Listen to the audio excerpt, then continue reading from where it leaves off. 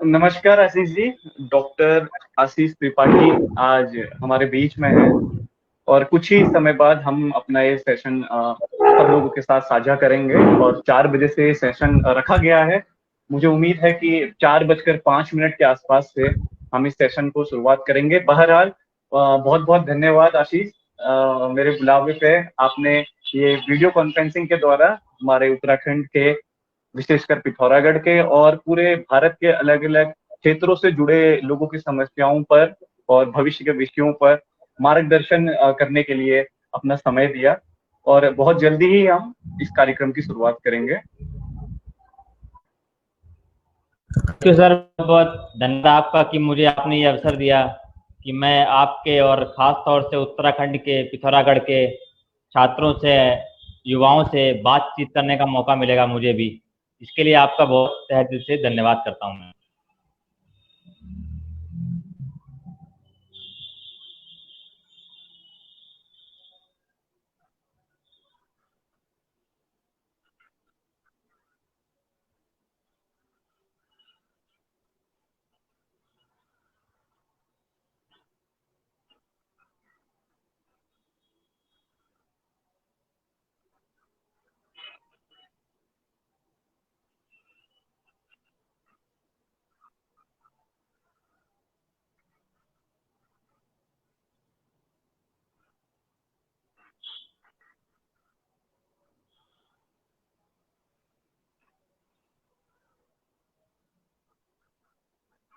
आशीष जी दिल्ली विश्वविद्यालय के दीनदयाल उपाध्याय महाविद्यालय में प्रोफेसर के रूप में कार्यरत हैं। अभी असिस्टेंट प्रोफेसर हैं और युवा प्रोफेसर के रूप में हमारे सामने आशीष जी को हमने देखा है।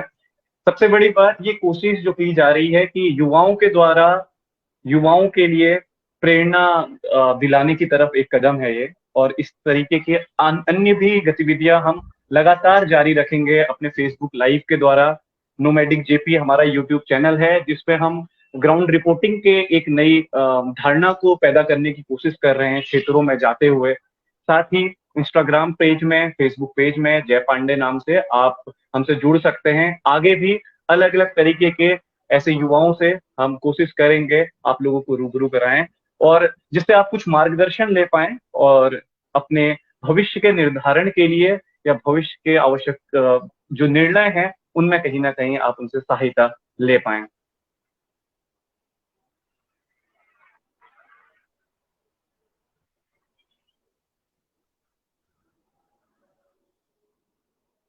मुझे जी, लगता है बहुत हमें दो अच्छा तीन प्रयास मिनट है और। आपका। मैंने आपका बहुत अच्छा प्रयास है आपका। मैंने आपका यूट्यूब पे देखा था नोमैडिक जेपी के नाम से।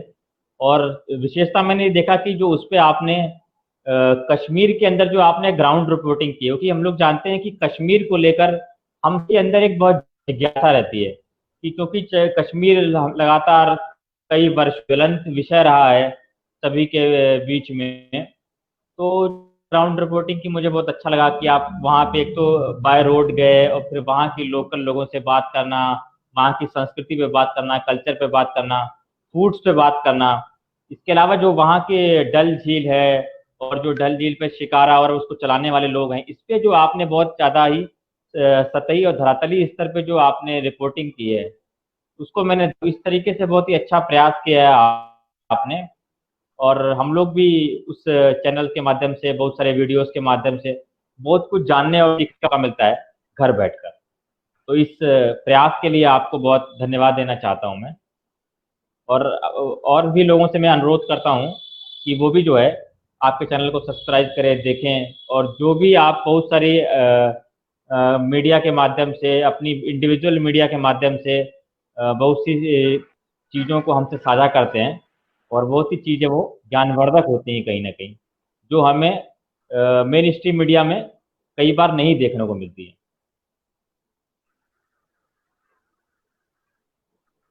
जी, इसी तरीके का प्रयास है आशीष जी ये। और मुझे लगता है 4 बज चुके हैं और हमें 5 मिनट अधिक से अधिक ये इंतजार करना होगा क्योंकि आपको भी, जो आपने जैसे बताया था, जिस बैठक पे आपके जाने की बात हुई थी दिल्ली विश्वविद्यालय के प्रवेश प्रक्रिया और अन्य विविध चीजों को लेते हुए, तो 5 मिनट मुझे लगता है आशीष जी हम जी इंतजार करेंगे। और उसके बाद हम इस सेशन को, जो आज का हमारा मुख्य विषय है, दिल्ली विश्वविद्यालय का प्रवेश कार्यक्रम 2020-2021, किस तरीके के कोर्सेज दिल्ली विश्वविद्यालय ऑफर करता है, क्या भविष्य है, क्या नई संभावनाएं हैं, किस तरीके से बच्चे परस्यू कर सकते हैं, उस पे अगले 5 मिनट पे।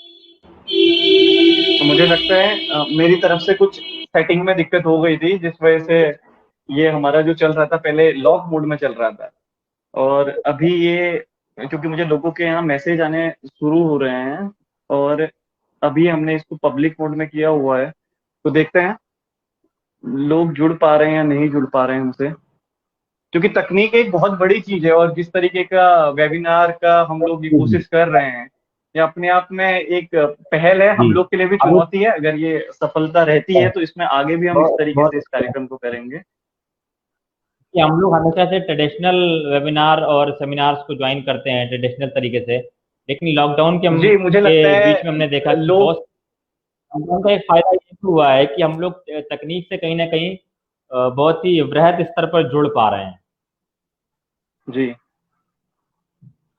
मुझे लगता है लोग देख पा रहे हैं, क्योंकि 2 लोग मुझे लगता है हमारे साथ अभी जुड़े हैं, और हाँ, अब सबसे पहले सभी लोग का मैं स्वागत करता हूं हमारे इस मंच में, जिसमें हमारी एक इस कोशिश में, जिसमें आज दिल्ली विश्वविद्यालय में प्रवेश प्रक्रिया 2020-2021 और किस तरीके की चुनौतियां, किस तरीके का भविष्य और किस तरीके के कोर्सेज को दिल्ली विश्वविद्यालय ऑफर करता है, उस पे हम चर्चा करेंगे। डॉक्टर आशीष त्रिपाठी हमारे साथ हैं, जो कि असिस्टेंट प्रोफेसर हैं दिल्ली विश्वविद्यालय में, और आप इतिहास के प्रोफेसर हैं। और मैं आपका स्वागत करता हूं आशीष जी, आपका बहुत बहुत स्वागत है। और सभी दर्शकों को बताना चाहूंगा, हालांकि यह 11 मिनट से लाइव चल रहा है, लेकिन अभी हमने इस पे चर्चाएं प्रारंभ नहीं की हैं, क्योंकि आप जानते हैं तकनीक का दौर है, और हमारा यह पहला प्रयास है, तो कहीं ना कहीं हम उस चीज को सेट करने के लिए, उस चीज को सही करने के लिए 10 मिनट पहले आए थे। अगले 2 से 3 मिनट में हम लोग ये सेशन शुरू करेंगे। कोशिश करिए कि अपने साथ वाले भी अन्य लोगों के साथ आप इसे साझा कर पाएं, अपनी स्क्रीन शेयर करिए और इस परिचर्चा का हिस्सा बनिए। मैं डॉक्टर आशीष जी का एक बार दोबारा स्वागत करता हूं।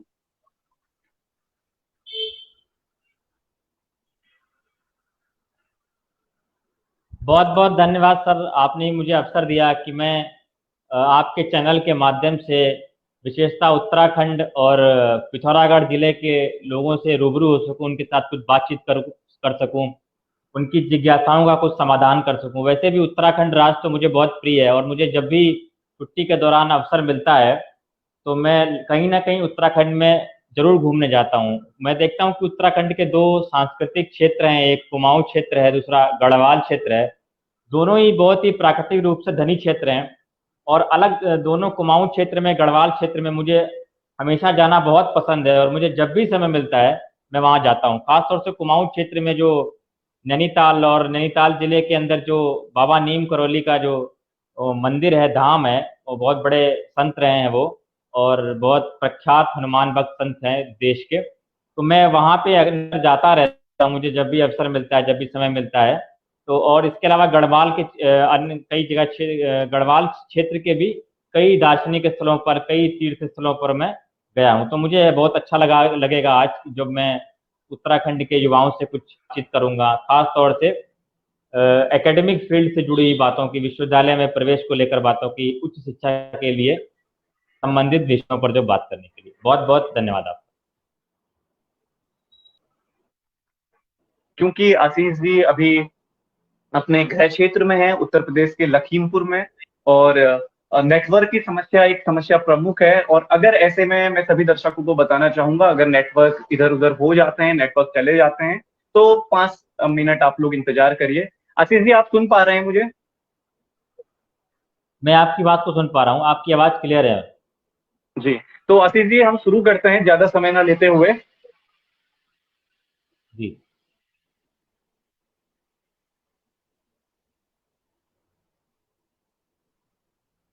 आशीष जी क्या हम शुरू करें? बिल्कुल शुरू करिए। सभी दर्शकों का स्वागत, और जो जो जिस तरीके से दर्शक बढ़ते जा रहे हैं सभी का स्वागत मैं करता हूं। उत्तराखंड के विभिन्न जिलों के जो प्रधानाध्यापक मेरे से जुड़े हुए हैं, जो जिनको अभी मैं लाइव भी देख पा रहा हूं, उन सभी का भी मैं धन्यवाद देता हूं कि अपने बच्चों को जानकारी पहुंचाने के लिए वो लोग हमारे साथ जुड़े हुए हैं। जो भी विद्यार्थी धीरे धीरे हमसे जुड़ते हैं उनका भी मैं इस मंच पे स्वागत करता हूं। साथियों, क्या आपने कल्पना की है एक ऐसी जगह की जहां आपके सपने नितांत आपके होते हैं?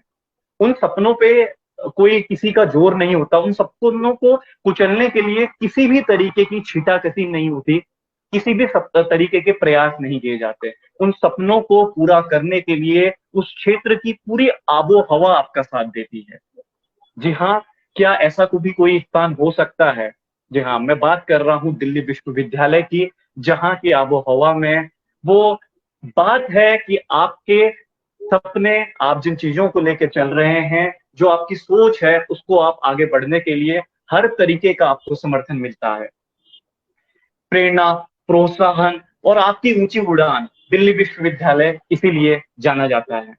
आज दिल्ली विश्वविद्यालय इसलिए भारत में अपने कार्यक्रमों की वजह से विख्यात है, क्योंकि न जाने कितने ऐसे क्षेत्र हैं जहां हम लोग अपना सहयोग दे रहे हैं, चाहे वो क्षेत्र आर्थिक क्षेत्र हो, राजनीतिक क्षेत्र हो, सामाजिक क्षेत्र हो या सांस्कृतिक क्षेत्र हो। दिल्ली विश्वविद्यालय की एलुमिनी का हर जगह सशक्त दखल आप देख सकते हैं। आज हमारे बीच दीनदयाल उपाध्याय कॉलेज में असिस्टेंट प्रोफेसर डॉक्टर आशीष त्रिपाठी मौजूद हैं। और अब हम ज्यादा समय न लेते हुए सीधे बात करेंगे दिल्ली विश्वविद्यालय 2020-2021 की प्रवेश प्रक्रिया, जो कि अपने आप में काफी बदली है और अपने आप में काफी तकनीक को लेके इस बार सामने आई है, क्योंकि कोरोना का भी काल अभी चल रहा है। तो सीधे हम रुख करेंगे आशीष जी की तरफ। डॉक्टर आशीष, एक बार दोबारा स्वागत। और मैं आपसे निवेदन करूंगा कि आप अपनी चर्चा को, हम इस चर्चा को आरंभ करें और आप शुरुआत करें कोर्सेज के स्ट्रक्चर से। किस तरीके से कोर्सेज को आगे बढ़ाया जा सकता है, क्या क्या कोर्सेज हमारे दिल्ली यूनिवर्सिटी में ऑफर होते हैं? डॉक्टर आशीष जी धन्यवाद, बहुत बहुत बहुत आपका जयप्रकाश जी।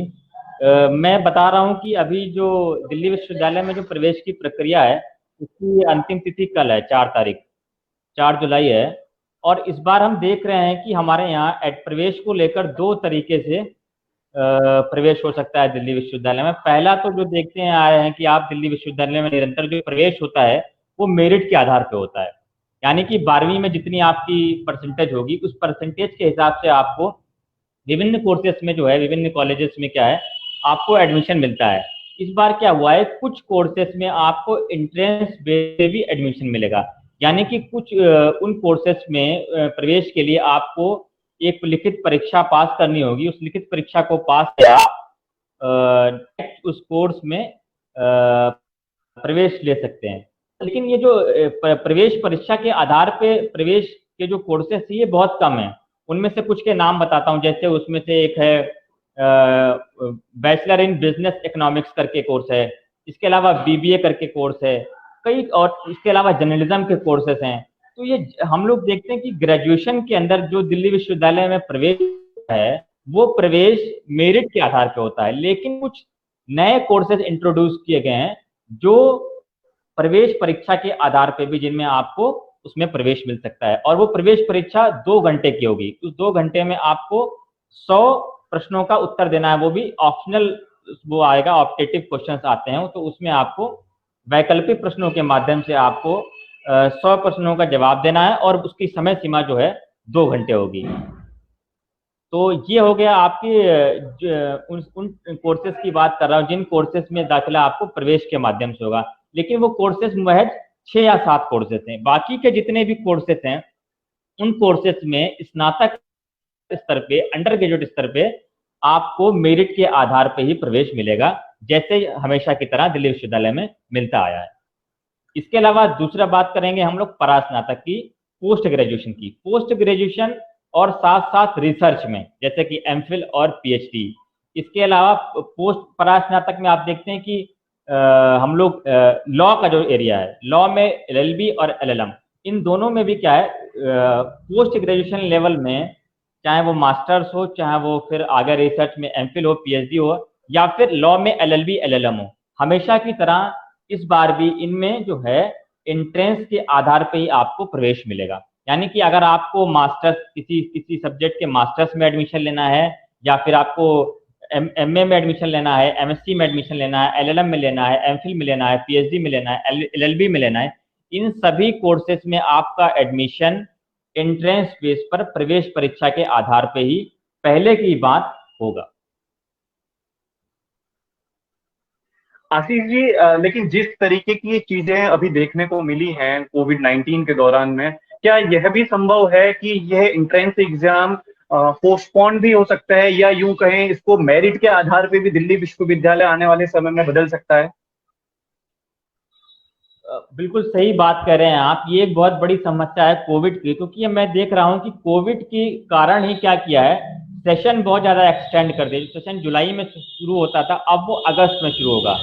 यानी कि जो आपकी काउंसलिंग की प्रक्रिया है या फिर जो मेरिट आपकी तय होगी वो अगस्त में होगी। इसके अलावा जो लोग दिल्ली विश्वविद्यालय में अध्ययनरत हैं, जो स्टूडेंट्स पढ़ाई कर रहे हैं, उनके सेमेस्टर एग्जाम्स भी अभी नहीं हुए।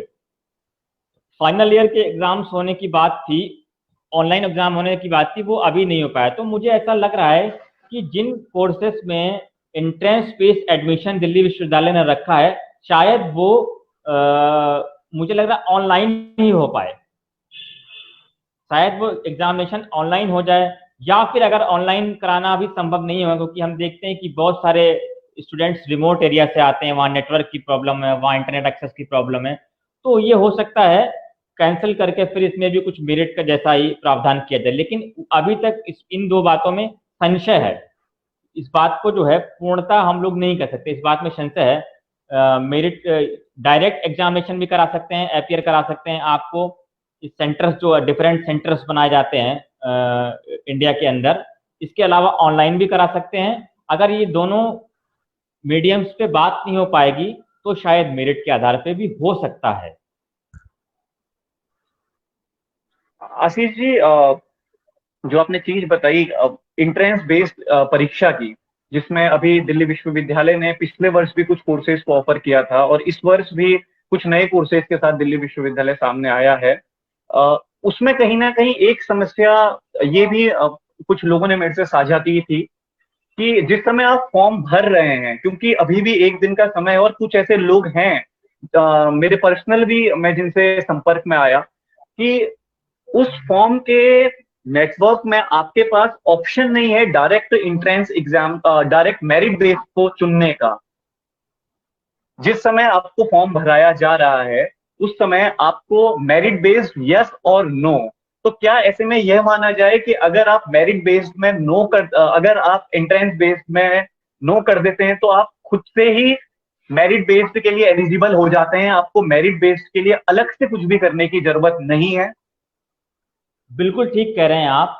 हम ये देखते हैं कि दिल्ली विश्वविद्यालय में सामान्यतः जो अंडर ग्रेजुएट लेवल पर प्रवेश मिलता है वो मेरिट के आधार पर ही मिलता है। लेकिन कुछ चुनिंदा कोर्सेज में क्या है, वहां पे प्रवेश परीक्षा को रखा गया है। तो इसलिए अगर आप एंट्रेंस बेस्ड एग्जामिनेशन में अगर आप नो क्लिक करेंगे तो फिर क्या है, आपको डायरेक्ट जो है मेरिट के लिए आप एलिजिबल हो पाएंगे। हम अपनी बात को जारी रखते हैं। आशीष जी, जो मेरा सवाल था आप उसका जवाब एक बार दोबारा देने की कोशिश मैं करें। आपके प्रश्न का उत्तर दे रहा हूं कि हम ये देखते हैं कि दिल्ली विश्वविद्यालय में सामान्यतः जो प्रवेश अंडर ग्रेजुएट लेवल पे मिलता है वो मेरिट के आधार पर ही मिलता है। यानी कि 12वीं में जितनी आपकी परसेंटेज होगी, इस परसेंटेज के आधार पर ही आपको कोर्सेज और कॉलेजेस में प्रवेश मिलता है। लेकिन अभी इस साल जो है या पिछले साल भी कुछ कोर्सेज ऐसे हैं अंडर ग्रेजुएट लेवल पे, स्नातक स्तर पे, जिनमें प्रवेश परीक्षा के आधार पे प्रवेश मिलता है। लेकिन जो आप फॉर्म की बात कर रहे हैं, मैं उस टेक्निकल पॉइंट पे आता हूं। अगर आप एंट्रेंस बेस में नो के ऑप्शन को क्लिक करेंगे तो डायरेक्टली आप मेरिट बेस्ड एडमिशन के लिए ही एप्लीकेबल है, उसमें कोई कठिनाई नहीं है।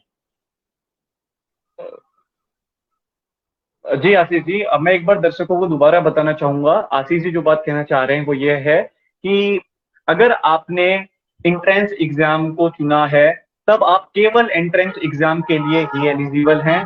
और अगर आपने एंट्रेंस एग्जाम में नो किया है तो आप ऑटोमेटिकली मेरिट बेस्ड जो हमारा दिल्ली विश्वविद्यालय की प्रोसेस है सभी कोर्सेज के लिए, उसके लिए एलिजिबल है। क्योंकि नेटवर्क में कुछ समस्या आ रही है, इसलिए मैं उस बात को स्पष्ट कर दे रहा हूँ। आशीष जी, तो इसके बाद इंट्रेंस बेस्ड जो सब्जेक्ट हैं उस पर हम चर्चा करते हैं। किस तरीके के वो सब्जेक्ट हैं, इंट्रेंस बेस्ड सब्जेक्ट, कौन कौन से विषय उसके अंतर्गत आते हैं। देखिए माफ एंट्रेंस कीजिएगा आशीष जी, बेस्ड। माफ कीजिएगा, मैं अपना सवाल दोबारा सही करूं। मेरिट बेस्ड कौन कौन से कोर्सेज हैं और किस किस तरीके के विषय उनके अंतर्गत आते हैं। बिल्कुल, मेरिट बेस्ड जो कोर्सेज हैं, ज़्यादातर कोर्सेज हम देखेंगे जितने भी ट्रेडिशनल कोर्सेज बोलते हैं हम जिनको, हम ये देखते हैं दो तरीके के कोर्सेज होते हैं सेंट्रल यूनिवर्सिटी, किसी भी यूनिवर्सिटीज में, प्रोफेशनल कोर्सेज और ट्रेडिशनल कोर्सेज। तो जो दिल्ली विश्वविद्यालय के अंदर जिन कोर्सेज के अंदर प्रवेश आपको एंट्रेंस बेस पे है, परीक्षा के आधार पे, वो ज़्यादातर कोर्सेज प्रोफेशनल कोर्सेज हैं। जैसे जर्नलिज्म है, बिजनेस एडमिनिस्ट्रेशन का कोर्स है, इसके अलावा बिजनेस इकोनॉमिक्स है। ये जितने भी कोर्सेज हैं they are the professional courses. तो इन कोर्सेज में क्या है, एडमिशन एंट्रेंस पे। बाकी जितने भी कोर्सेज हैं हम उन कोर्सेज को देखते हैं कि they are the traditional courses, जिसमें हम देखते हैं कि ट्रेडिशनल कोर्सेज में भी हम देखेंगे दो पार्ट में देखते हैं आप।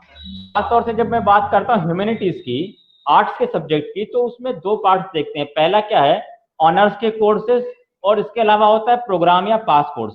ऑनर्स में हम लोग क्या देखते हैं, मान लीजिए हम लोग, मैं बात करता हूँ हिस्ट्री ऑनर्स की। तो हिस्ट्री ऑनर्स में आप क्या देखोगे कि आपको ग्रेजुएशन में तीनों वर्षों में क्या है, आपको इतिहास का ही विषय पढ़ना पड़ेगा। दिल्ली विश्वविद्यालय का कोर्स ऐसा है कि ऑनर्स में भी फिर आपको कुछ पेपर्स ऐसे एक आध मिल जाते हैं जो इंटरडिसिप्लिनरी होते हैं, यानी कि कुछ अलग विषयों से भी संबंधित होते हैं। लेकिन मूलतः उन पे आपको एक मुख्य विषय की 3 वर्ष तक अध्ययन करते रहना होगा। मैंने बात की हिस्ट्री ऑनर्स की। ऐसे ही पॉलिटिकल साइंस ऑनर्स में आप जाएंगे तो तीनों वर्षों तक आपको पॉलिटिकल साइंस के ही अलग अलग पेपर्स को स्टडी करना होगा। ये एक ऑनर्स की खास बात है। हम दूसरी तरफ बात करते हैं पास कोर्स या प्रोग्राम की। तो पास कोर्स में क्या देखते हैं कि 3 वर्षों में हम लोग क्या देखते हैं कि अलग अलग 3 या 4 सब्जेक्ट होते हैं। उसमें आप हिंदी भी ले सकते हैं, उसमें आप इंग्लिश भी ले सकते हैं, इकोनॉमिक्स भी लेते हैं, यानी कि एक से अधिक विषय होते हैं। और हम लोग देखते हैं दिल्ली विश्वविद्यालय के अलावा जो बहुत सारी और अन्य जो राज्य के विश्वविद्यालय हैं, परंपरागत विश्वविद्यालय हैं, वहां पे ऑनर्स के कोर्सेज कम हैं। तो ये हम देखते हैं कि पास कोर्स में क्या होगा, ये पास कोर्स में और ऑनर्स में प्रवेश को लेकर एक समस्या ये आती है कि ऑनर्स के कोर्सेज जल्दी फिलअप हो जाते हैं, उनकी सीट्स जल्दी बढ़ जाती हैं। प्रोग्राम या पास कोर्स की जो सीट्स होती हैं वो थोड़ी सी देर में बढ़ती हैं। और उसमें हम देखते हैं कि अलग अलग सब्जेक्ट्स को आप स्टडी करते हैं। तो ये एक मूल अंतर ऑनर्स में और प्रोग्राम या पास कोर्स में होता है। मैं सभी दर्शकों से अनुरोध करूंगा कि वो अधिक से अधिक लोगों तक इस विषय को साझा करें अपनी अपनी स्क्रीन पे। साथ ही बताना चाहूंगा, दिल्ली विश्वविद्यालय के प्रवेश संबंधी गाइडलाइंस आप जरूर देखें, दिल्ली यूनिवर्सिटी की साइट पे है। अभी हम जिस विषय पे बात कर रहे हैं कि कौन कौन से विषय आखिर रहेंगे इंट्रेंस बेस पे या मेरिट बेस पे, दिल्ली विश्वविद्यालय की तरफ से जारी की गई गाइडलाइन बुलेटिन के पृष्ठ संख्या 22, पेज नंबर 22 को अगर आप देखेंगे तो आप आशीष जी द्वारा की गई बात को अच्छे से समझ पाएंगे। पेज नंबर 22 दिल्ली विश्वविद्यालय द्वारा जारी की गई गाइडलाइंस में आप देखिए कौन कौन से विषय मेरिट बेस्ड हैं, कौन कौन से विषय इंट्रेंस हैं। और ऐसे लोग जो मेरे से व्यक्तिगत रूप में भी मिले, उनके आधार पे मैं ये कहना चाहता हूं, जिन लोगों ने अभी भी फॉर्म गलत तरीके से भर दिया है वो दोबारा भी फॉर्म भर सकते हैं। कल आखिरी समय सीमा है। और जिस तरीके की बात दिल्ली विश्वविद्यालय के छात्र संघ अधिकारियों के साथ, पदाधिकारियों के साथ या वरिष्ठ जो प्रोफेसर है उनके साथ हुई, तो हो सकता है यह भी संभावना है कि फॉर्म भी आगे की डेट आप बढ़ाई जा सकती है। इसके बाद आशीष जी, मैं आपसे जानना चाहूंगा, दिल्ली विश्वविद्यालय में जो एडमिशन की प्रक्रिया है, आपने कोर्सेज के विषय में बताया, इसके बाद एक बड़ी चीज है एडमिशन प्रक्रिया में आरक्षण। SC ST OBC आरक्षण के विषय में पूरे सब लोग जानते हैं। और कुछ चीजों को में विरोध भी है कि 1 साल का आपको लेटेस्ट सर्टिफिकेट OBC में देना है, जो कि कहीं ना कहीं कोरोना जैसे समय में शायद संभव नहीं है बहुत लोगों के लिए उस स्थिति पे आना। लेकिन एक नई कैटेगरी जो पिछले साल से सामने आई, उस कैटेगरी जिसको इकोनॉमिक वीकर सेक्शन कहा गया, EWS, उसके तहत किस तरीके की छूट मिलती है दिल्ली विश्वविद्यालय में, और जिन लोगों के उसके तहत अप्लाई करना है, क्या उनको सर्टिफिकेट पहले जमा करना है या बाद में जमा करना है, संक्षिप्त में EWS कैटेगरी के लोगों के लिए भी आप ये अपनी बात को रखिए। देखिए, ईडब्ल्यूएस कैटेगरी की बात कर रहे हैं आप, इकोनॉमिक वीकर सेक्शन की। तो इसमें हम देखते हैं कि इस बार जो है इकोनॉमिक वीकर सेक्शंस को भी जो है आरक्षण देने का प्रावधान रखा गया है। सबसे पहले आप देखेंगे जो फी स्ट्रक्चर है, अभी जो आप फॉर्म की फी फिलअप कर रहे हैं वो फी भी क्या है, एक सामान्य अभ्यर्थी से कुछ कम रखी गई है, तो फी भी कुछ कम रखी गई। इसके अलावा हम देखते हैं कि जो प्रवेश आपको ईडब्ल्यूएस कैटेगरी के आधार पर मिलेगा, उसके लिए सर्टिफिकेट आपको अभी सबमिट नहीं करना है, सर्टिफिकेट आपको बाद में सबमिट करना होगा। तो जो लोग गरीबी रेखा से नीचे जिनका परिवार जीवन यापन करता है, या उसमें हम लोग देखते हैं कि 8 लाख की जो उसमें आय तक की सीमा रखी गई है, ऐसे अभ्यर्थी भी लगातार हम इसमें अप्लाई कर सकते हैं, और उनको भी कुछ ना कुछ जो है मेरिट में, एंट्रेंस में, दोनों में ही छूट प्राप्त होगी, जैसे SC ST या OBC के छात्रों को प्राप्त होती थी। जी आशीष जी, एक और नई चीज हमारे एक दर्शक ने, मैं देख रहा हूँ, इससे पूछा है पर्सनली मैसेज करके, जो दिल्ली से हमारे साथ जुड़ी हैं, कि क्या दिल्ली विश्वविद्यालय में ऐसी भी व्यवस्था है जहां आप वीकेंड क्लासेस ले सकते हैं अगर आप रेगुलर नहीं आ पाते हैं, और केवल महिलाओं के लिए क्या इस तरीके की क्लासेस लगाई जाती हैं? हाँ, बहुत अच्छा प्रश्न किया आपने। मैं ये देखता हूँ कि दिल्ली विश्वविद्यालय के अंदर हम लोग देखते हैं कि मेरिट बहुत हाई जाती है, तो इस हाई मेरिट की जाने की वजह से क्या है कि बहुत सारे अच्छे स्टूडेंट्स और भी होते हैं कि मेरिट नहीं अच्छी है या +2 में परसेंटेज अच्छी नहीं है, इनको दिल्ली विश्वविद्यालय में रेगुलर कोर्सेज में दाखिला नहीं मिल पाता है, प्रवेश नहीं मिल पाता है। तो इसके लिए दिल्ली विश्वविद्यालय में हम देखते हैं 2 व्यवस्थाएं हैं। पहली व्यवस्था तो जो है, जो गर्ल्स स्टूडेंट्स है स्पेशली, उनके लिए हम क्या देखते हैं कि दिल्ली विश्वविद्यालय ने एक सेंटर खोल रखा है, नॉन कॉलेजिएट सेंटर। इस सेंटर में क्या देखेंगे कि केवल और केवल गर्ल्स स्टूडेंट्स को प्रवेश मिलता है, और उस प्रवेश के माध्यम से क्या होगा, उसमें जो है जो शिक्षक हैं, वो शिक्षक ज्यादातर दिल्ली विश्वविद्यालय होते हैं, उसमें कुछ स्कॉलर्स भी होते हैं, कई ऐसे टीचर्स होते हैं जिन्होंने दिल्ली विश्वविद्यालय से पढ़ाई कर रखी है, या कई ऐसे होते हैं जो रिटायर्ड टीचर हैं, वो भी वहाँ पे पढ़ा रहे हैं। तो उसमें क्या है, जिन गर्ल्स को रेगुलर कोर्सेज में दिल्ली विश्वविद्यालय में प्रवेश नहीं मिल पाया है,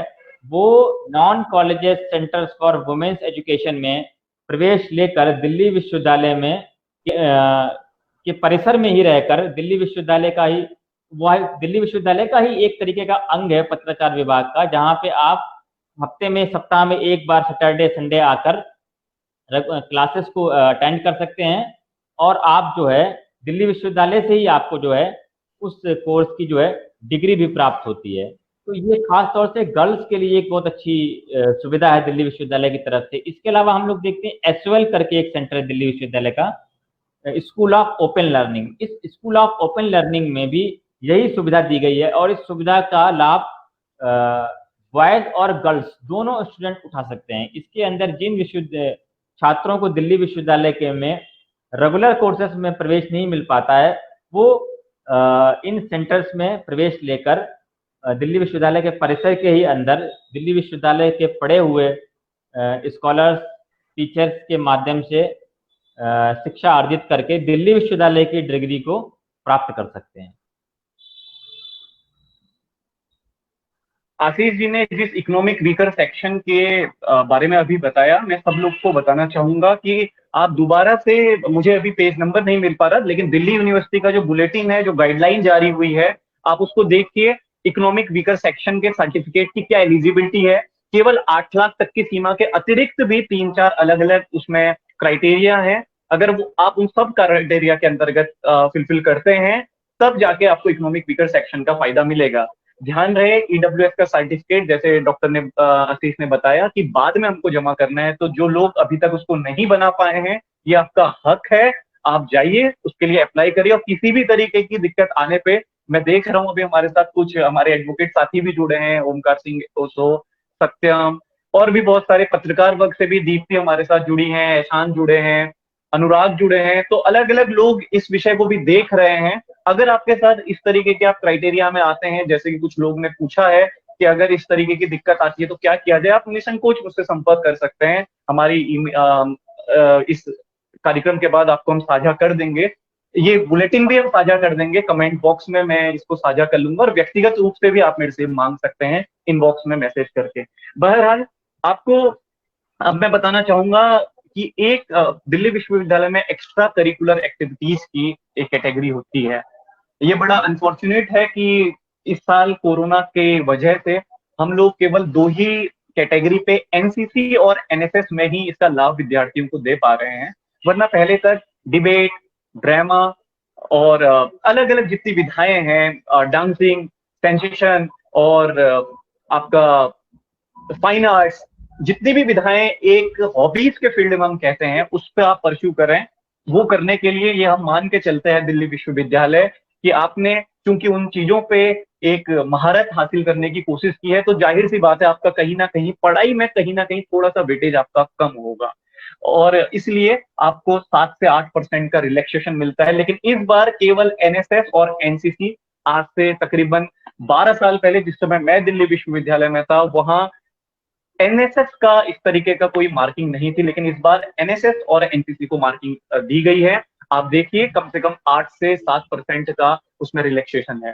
साथ ही स्पोर्ट्स कैटेगरी के जो लोग हैं, इस बार किसी भी तरीके के स्पोर्ट्स ट्रायल नहीं होने जा रहे हैं, आपको सर्टिफिकेट अपलोड करने हैं, और स्पोर्ट्स के किसी भी तरीके के ट्रायल इस बार संभव नहीं है। बहरहाल आशीष जी, दिल्ली विश्वविद्यालय क्यों, आखिर कोर्सेज विषय के बाद हम बात करते हैं मुख्य विषय की, दिल्ली विश्वविद्यालय ही क्यों। मैं आपके प्रश्न का उत्तर देने से पहले एक बात, दो बातें ऐड करना चाहूँगा कि अभी आपने ईडब्ल्यूएस कैटेगरी के बारे में बताया। हम ये देखते हैं कि एससी, एसटी, ओबीसी और ईडब्ल्यूएस, इन कैटेगरीज में तो एडमिशन होते ही, इसके अलावा 2-3 कैटेगरीज और हैं जहाँ में उन कैटेगरीज में भी स्पेशल एडमिशन होते हैं। वो स्पेशल एडमिशन क्या है, मार्टियर्स को लेकर, जो शहीद परिवार हैं, तो शहीद परिवारों के बच्चों के भी एडमिशन, यानी कि किसी के पिता शहीद हैं तो उसको भी स्पेशल कैटेगरी में दिल्ली विश्वविद्यालय में एडमिशन मिलता है। इसके अलावा हम लोग देखते हैं वार विक्टिम्स जो हैं, उनको लेकर भी अगर कोई इस तरीके से परिवार से ताल्लुक संबंध रखते हैं तो उनको दिल्ली विश्वविद्यालय में स्पेशल कैटेगरी में एडमिशन मिलता है। उसके लिए 5% दिल्ली विश्वविद्यालय की सीट्स रिजर्व हैं। उन 5% सीट्स में वार मार्टियर्स को, के अलावा कश्मीरी माइग्रेंट्स को, इसके अलावा और पुलिस गैलेंट्रीज को, यानी कि जिन्हें अगर किसी के पिता पुलिस में हैं या आर्मी में हैं और उनको कोई शौर्य पदक मिला हुआ है, पे भी क्या है, ऐसे परिवार के बच्चों के लिए भी 5% सीट्स को रिजर्व किया गया है दिल्ली विश्वविद्यालय। तो स्पेशल कैटेगरीज में भी एडमिशन मिल सकता है। अगर कोई व्यक्ति अगर इस तरीके से परिवार से संबंध रखता है, अगर उसके पिता शहीद हैं या उसके पिता को कोई पदक मिला हुआ है, तो उसको भी एडमिशन में बहुत रिलैक्सेशन मिलेगा और भी दिल्ली विश्वविद्यालय के अच्छे कोर्सेज में और अच्छे कॉलेज में आसानी से प्रवेश मिल सकता है। दूसरी बात, मैं आता हूँ आपके मेन प्रश्न पे, जो अभी मुख्य प्रश्न था आपका कि दिल्ली विश्वविद्यालय क्यों। सबसे पहले बात तो ये जो प्रश्न है, इस प्रश्न का उत्तर मैं बहुत ही प्रैक्टिकल तरीके से देना चाहता हूँ, क्योंकि मैंने दिल्ली विश्वविद्यालय को क्यों चुना और मुझे दिल्ली विश्वविद्यालय में क्या अलग लगा। मैं विश्वविद्यालय में रहने के बाद मुझे बहुत घूमने फिरने का शौक है, तो मैं देश के अलग अलग राज्यों में जाता रहता हूँ और वहाँ की, खासतौर से वहाँ की यूनिवर्सिटीज में जाता हूँ। तो स्टेट यूनिवर्सिटीज में, खास जब मैं उत्तर प्रदेश में देखता हूँ कि उत्तर प्रदेश के यूनिवर्सिटीज हैं और उनसे दिल्ली विश्वविद्यालय क्यों अलग है, तो सबसे पहली जो बात हम देखते हैं वो है कंपोजिट कल्चर की, एक मिली जुली साझा संस्कृति। क्योंकि दिल्ली विश्वविद्यालय के अंदर आप क्या देखेंगे कि दिल्ली विश्वविद्यालय के अंदर पूरे देश के अन्य अलग अलग राज्यों से विद्यार्थी यहाँ पर आते हैं। कोई नॉर्थ ईस्ट का है, कोई गुजरात का है, कोई राजस्थान का है, कोई साउथ का है, कोई सेंट्रल का है, कोई कश्मीर का है। तो विभिन्न राज्यों से जब विद्यार्थी यहाँ पर आते हैं तो उनकी जो मिली जुली संस्कृति से है, संस्कृति से हमको हमारा एक संबंध स्थापित होता है। जैसे अगर आप किसी चीज को यूट्यूब पे, मान लीजिए आप अभी अगर आपको अरुणाचल के बारे में देखना है तो अरुणाचल के तवांग फेस्टिवल के बारे में अगर आप देखते, तो अगर आप उस तवांग फेस्टिवल को यूट्यूब पे देखेंगे तो वो आनंद नहीं आएगा। लेकिन उस तवांग फेस्टिवल के बारे में अरुणाचल के लोगों से जब आप सुनेंगे उसकी बारीकियों को देखेंगे, उसके क्या क्या रिचुअल्स हैं उन बारे में सुनेंगे, तो आप अलग एक्सपीरियंस होगा और उस एक्सपीरियंस को आप नहीं भुला पाएंगे। तो हम ये देखते हैं कि दिल्ली विश्वविद्यालय में जो अलग अलग राज्यों से लोग आते हैं यहाँ पे पढ़ने के लिए, उनके साथ मिलकर जो है आपको विभिन्न संस्कृतियों से जुड़ने का, संबंध स्थापित करने का अवसर मिलता है। एक ये मुख्य बात है। दूसरी बात हम लोग क्या देखते हैं कि दिल्ली विश्वविद्यालय के अंदर सबसे खास क्या है कि टैलेंट को लेकर दिल्ली विश्वविद्यालय जो है वो ट्रेडिशनल भी है, प्रोफेशनल भी है। आपको ट्रेडिशनल कोर्सेज के साथ साथ प्रोफेशनल एक्टिविटीज जो हैं, यहाँ पे एक्स्ट्रा करिकुलर एक्टिविटीज है, उनमें पार्टिसिपेट करने का आपको बहुत अवसर मिलेगा। अगर आप देखेंगे भारत के अंदर या भारत के बाहर भी फील्ड समाज की हैं, चाहे वो मीडिया का क्षेत्र हो, चाहे वो सिनेमा का क्षेत्र हो, चाहे वो ब्यूरोक्रेसी हो, चाहे वो जुडिशरी हो, चाहे वो आप देखते हैं पॉलिटिकल फील्ड्स हो, हर फील्ड्स में आपको दिल्ली विश्वविद्यालय से निकले हुए छात्रों का, चाहे वर्चस्व कह लें उसे आप, या फिर उनकी भागीदारी कहें, दोनों ही आपको दिखेगी। अगर आप राजनीति में देखते हैं तो अरुण जेटली जैसे बड़े लोग थे, मनमोहन सिंह जी भी यहाँ पे शिक्षक रहे, सुब्रमण्यम स्वामी जी भी यहाँ के एलुमनाई रहे। सिनेमा के क्षेत्र में जाएंगे तो अनुराग कश्यप हैं, प्रकाश झा बड़े डायरेक्टर हैं, शाहरुख खान है, बहुत मनोज बाजपेयी जी हैं, और ये अमिताभ बच्चन जी हैं, और बहुत सारे जो एनएसडी के कलाकार देखते हैं, वो सारे कलाकार कहीं ना कहीं उनका संबंध दिल्ली विश्वविद्यालय से रहा है। और दिल्ली विश्वविद्यालय में स्टडी के दौरान, अध्ययन के दौरान अर्जुन रामपाल हैं एक बड़े स्टार, तो ऐसे बहुत सारे स्टार्स हैं। या ब्यूरोक्रेसी में आप देखते हैं कि बहुत बड़े जीएम लिंगदो है, एक बहुत बड़े ब्यूरोक्रेट्स रहे। इसके अलावा बहुत अलग अलग हर फील्ड में आप अभिशक्तिकांत दास देखते हैं, आप वो भी दिल्ली विश्वविद्यालय के एलुमनाई हैं। तो हम देखते हैं कि हर फील्ड में दिल्ली विश्वविद्यालय के से पढ़े हुए विद्यार्थी आपको मिलेंगे, और वो क्या है, उनको जो आज जिस मुकाम पर जहां भी वो हैं, उनको उस मुकाम पे पहुंचने के लिए जो विजन मिलता है दिल्ली विश्वविद्यालय से मिलता है। तो हम ये देखते हैं कि हम लोग जब बहुत छोटे से क्षेत्र से आते हैं तो हमारा विजन बहुत छोटा होता है, हमारी सोच उतनी व्यापक नहीं होती है। लेकिन जब दिल्ली विश्वविद्यालय जैसे प्लेटफॉर्म पे आप पहुंचेंगे तो आपको देश के लिए, विश्व के लिए आपको दृष्टिकोण मिलेगा, आपको लाइफ के लिए एक मोटो मिलेगा, विजन मिलेगा, और आप बहुत सारी चीजों से आपको जो है, मतलब दिल्ली विश्वविद्यालय में जब आप जाएंगे, वहां पे कॉलेज में जाएंगे, क्लासेस में जाएंगे, बहुत सारी सोसाइटीज होती हैं वहां पे, ब्यूरोक्रेटिक सोसाइटीज होती हैं, और ड्रामा सोसाइटीज होती हैं, डांस सोसाइटी, डिबेट सोसाइटी है। उन सोसाइटी को जब आप ज्वाइन करेंगे तो आपको आपके अंदर का जो व्यक्ति है वो निकल के बाहर आएगा। तो ये एक बहुत खास बात है, दूसरे विश्वविद्यालयों में आपको ये चीजें देखने को नहीं मिलेंगी। तो एक कंपोजिट कल्चर, और इसके अलावा जो एक्स्ट्रा करिकुलर एक्टिविटीज को लेकर जो चीजें हैं, वो आपको यहाँ पे माहौल मिलेगा, एटमॉस्फेयर मिलेगा। जी आदित्य जी, जो कंपोजिट कल्चर की आपने बात कही दिल्ली विश्वविद्यालय में, कहीं ना कहीं यही वो कारण है कि दिल्ली विश्वविद्यालय के स्टूडेंट जो एकेडमिक्स फील्ड में जाना चाहते हैं वो एकेडमिक फील्ड में एक्सलेंस की तरफ बढ़ते हैं, जो अपनी हॉबीज को परस्यू करना चाहते हैं उस हॉबीज के फील्ड में भी वो एक्सलेंस की तरफ आगे बढ़ते हैं। कहीं ना कहीं ये वो कंपोजिट कल्चर की ही देन है।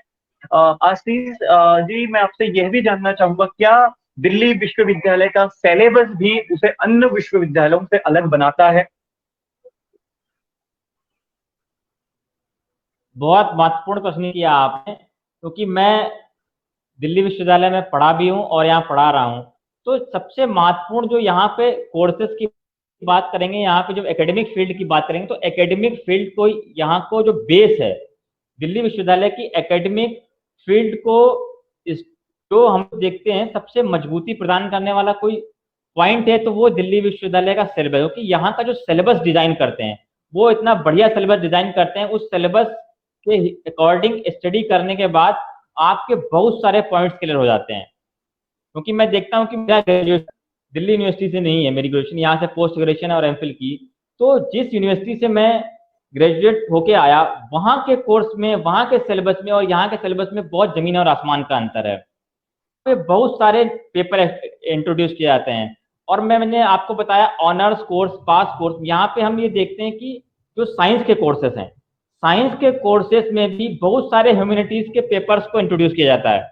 जैसे एक पेपर है कल्चरल डाइवर्सिटी इन इंडिया, तो ये कल्चर हम लोग देखते हैं कि जो साइंस के स्टूडेंट्स हैं या जो टेक्निकल फील्ड के स्टूडेंट्स हैं, उनका कल्चरल नॉलेज थोड़ा, क्योंकि वो लोग प्रैक्टिकल ज्यादा हैं या फिर उनका अपना एक अलग सिलेबस है, उनका अपना अलग कोर्स की वजह से। तो हम ये देखते हैं कि दिल्ली विश्वविद्यालय ने एक प्रावधान किया कि जो लोग साइंस फील्ड के स्टूडेंट्स हैं, जो लोग जो टेक्निकल फील्ड के स्टूडेंट्स हैं, उनको भी ह्यूमैनिटेरियन सब्जेक्ट से उनका संबंध स्थापित कराया जाए, किस तरीके से उनको ह्यूमैनिटेरियन सब्जेक्ट्स के बारे में बताया जाए। तो इसके लिए जनरल इलेक्टिव कोर्सेज को इंट्रोड्यूस किया गया है। तो जैसे मैंने आपको एक पेपर बताया, कल्चरल डाइवर्सिटी इन इंडिया, इस पेपर को मैंने बीएससी ऑनर्स के स्टूडेंट्स को पढ़ाया। तो उसमें इंडिया की जो डाइवर्सिटी है, इंडिया की जो कल्चर है, उस कल्चर के बारे में साइंस को स्टूडेंट्स को बहुत बेहतर तरीके से बताया गया। तो ये जो पेपर है, ये दिल्ली विश्वविद्यालय के कल्चर की ही देन है कि डिफरेंट फील्ड्स के स्टूडेंट्स को यहाँ के ग्रास रूट इश्यूज को सिलेबस के माध्यम से उन तक जो है उन आइडियाज को ट्रांसमिट किया जाता है। तो ये इस दिल्ली विश्वविद्यालय के सिलेबस की सबसे खास बात है। जी बिल्कुल आशीष जी, जो आपने बताया कि दिल्ली विश्वविद्यालय का जो सिलेबस है अन्य विश्वविद्यालयों से इस मायने में अलग है कि इंटीग्रेटेड अप्रोच के साथ जो यहाँ पढ़ाई का एक प्रणाली बनाई गई है कि अगर आप साइंस के विद्यार्थी हैं तो आप आर्ट्स के भी कुछ ऐसी चीजों को जानेंगे जो शायद और आपके अन्य विश्वविद्यालयों में ये सुविधा देखने को आपको नहीं मिलेगी। जैसा कि आपने खुद बताया कि दिल्ली विश्वविद्यालय से आपकी ग्रेजुएशन नहीं थी और बाद में आप आए और आपको ये चीज महसूस हुई, ऐसा बहुत सारे लोगों ने ये अनुभव साझा किया है दिल्ली विश्वविद्यालय में। मेरे साथ भी, मेरा भी निजी अनुभव है, हालांकि मुझे दिल्ली विश्वविद्यालय में पढ़ने का मौका अपनी ग्रेजुएशन से ही, एमफिल तक की पढ़ाई, लॉ की पढ़ाई सारी मेरे दिल्ली विश्वविद्यालय से ही रही। तो ये एक फायदा कहीं ना कहीं, एक एच पॉइंट जिसको हम बोलते हैं, वो कहीं ना कहीं मिल गया। बहरहाल अब हम बात करते हैं स्कोप की। आखिर पहले मैं आपसे निवेदन करूंगा, ह्यूमैनिटीज के फील्ड में किस तरीके का स्कोप एक बढ़ता हुआ दिख रहा है? और कहीं ना कहीं आपने ये बातें पहले भी स्पष्ट कर दी हैं कि सिलेबस डिजाइन से लेके हर एक चीज जो है कॉम्पिटिटिव एग्जाम्स के लिहाज से भी अगर देखा जाए काफी फायदेमंद होती है दिल्ली विश्वविद्यालय के बच्चों के लिए। क्योंकि अगर आप संगम एज दिल्ली विश्वविद्यालय के अभी के वर्तमान के सेकंड सेमेस्टर के स्टूडेंट को पढ़ाते हैं और संगम एज का क्वेश्चन आप यूपीएससी जैसे परीक्षा में देखते हैं, तो कहीं ना कहीं ये एक एज देता है, एक फायदे की स्थिति कहीं ना कहीं बनती है। आशीष जी। जी बिल्कुल, आपने जो प्रश्न किया कि कोर्सेज की क्या क्या अपॉर्चुनिटीज हैं, सबसे पहले मैं बात करूंगा सब्जेक्ट्स को लेकर। तो हम ये देखते हैं कोर्सेज में सब्जेक्ट चूज करने को लेकर एक बहुत इशू रहता है। और हम जब आप बात करेंगे दिल्ली विश्वविद्यालय की, तो ज्यादातर स्टूडेंट्स जो दिल्ली विश्वविद्यालय में आते हैं वो यूपीएससी की तैयारी के लिए आते हैं, क्योंकि दिल्ली दिल्ली विश्वविद्यालय और दिल्ली, तो दिल्ली विश्वविद्यालय के अंदर हम देखते हैं कि जब भी चाहे वो लॉ का जुडिशियली किसी भी स्टेट जुडिशरी एग्जाम्स में अगर आप देखें या फिर यूपीएससी एग्जाम्स में देखें, तो दिल्ली विश्वविद्यालय के छात्रों का बहुत बढ़ चढ़ के भागीदारी उसमें रहती है। तो ज्यादातर स्टूडेंट्स में देखता हूँ कि ट्रेडिशनली वो यहाँ पे यूपीएससी के पर्पज से लिए आते हैं, या हम कहें किसी और कम्पिटेटिव एग्जाम्स को लेकर के लिए आते हैं। तो सबसे पहले जब हम बात करेंगे कोर्सेज की ह्यूमैनिटेरियन सब्जेक्ट्स में, तो उसमें हम देखते हैं कि बीए के अंदर आप या ऑनर्स में बात करें या पास कोर्स में, तो हिस्ट्री एक सब्जेक्ट है, एक सब्जेक्ट है पॉलिटिकल साइंस, एक सब्जेक्ट है इकोनॉमिक्स। ये 3 मेन सब्जेक्ट हैं। और आप देखेंगे कि हिस्ट्री और पॉलिटिकल साइंस, ये 2 सब्जेक्ट ऐसे हैं कि आप किसी भी कम्पिटेटिव एग्जाम्स में अगर आपको अपियर होना है तो इन 2 सब्जेक्ट्स पे आपको कमांड होनी चाहिए। खासतौर से ऐसा बताते हैं कि एक टाइम ऐसा था कि यूपीएससी में हिस्ट्री के स्टूडेंट्स का बहुत बोलबाला रहता था। तो हिस्ट्री सब्जेक्ट एक बहुत अच्छा सब्जेक्ट है। उसको चूज करने के बाद आपको, अगर आप हिस्ट्री सब्जेक्ट्स को ग्रेजुएशन लेवल पे अच्छे से स्टडी करते हैं तो आपको कम्पिटेटिव एग्जाम्स में बहुत सारी सुविधा मिलेगी। एक तो ये बात है। दूसरी बात, हम लोग देखते हैं कि कम्पिटेटिव एग्जाम्स के अलावा यूपीएससी, एसएससी और दूसरे एग्जाम्स के अलावा हम देखेंगे एकेडमिक फील्ड की।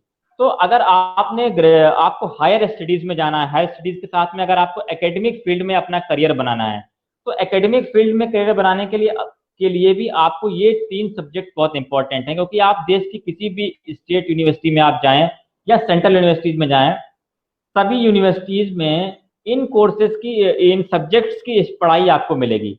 हिस्ट्री आपको हर कॉलेज में मिलेगी, हर यूनिवर्सिटी में मिलेगी, हिस्ट्री के साथ साथ पॉलिटिकल साइंस। तो जिन लोगों का यूपीएससी, कॉम्पिटेटिव एसएससी, इसके अलावा ब्यूरोक्रेसी के अलावा जो लोग एकेडमिक फील्ड में अपना करियर बनाना चाहते हैं उनके लिए हिस्ट्री सब्जेक्ट एक बहुत अच्छा सब्जेक्ट है।